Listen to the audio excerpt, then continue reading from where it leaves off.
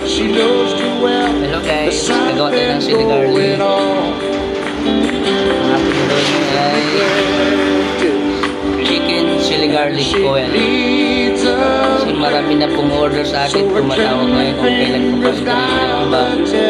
Ang gawin natin ay 24 pieces kung kaya natin.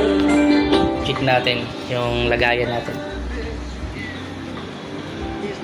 May nagawa na po ako ng ganito, ilang piraso to.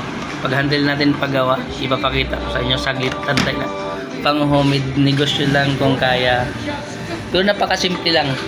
Ito na po yung chili garlic natin na ginawa. Ngayon ko pa lang na yan po, yan. Wala pa po siyang sticker. Kasi mamaya pa po ako magpa-print. Kasi yung laptop ginamit ko muna sa pag-sounds yan. Ginamit ko muna yung habang pinapanood ko yung favorite song ko ni Roger. Yan.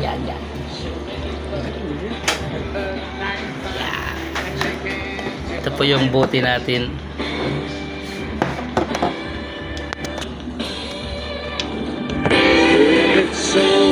Ngayon araw ng linggo ay wala pa lang yun kasi may pasok pa na kami ng gabi. Kailangan po natin yung tissue paper. Kailangan po natin punasan yung ating bote para malinis pa. Tapos itong bote natin guys ay 120 ml po. Yung chili garlic natin. Maglagay na po natin. Haluin lang muna natin.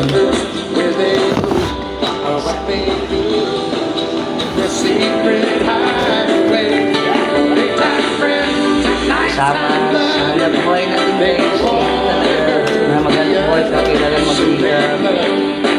Anong paraan na i-strike ka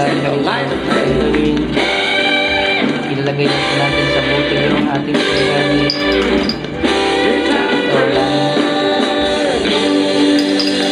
Kasi yung iba nangungulit na panay-contact na sa akin, nagtatanong kailan po deliver yung iba ang chili garlic nila. Yun na yun, kahit may pasok at mamayang gabi may natin gagawin. Tapos natin magawa.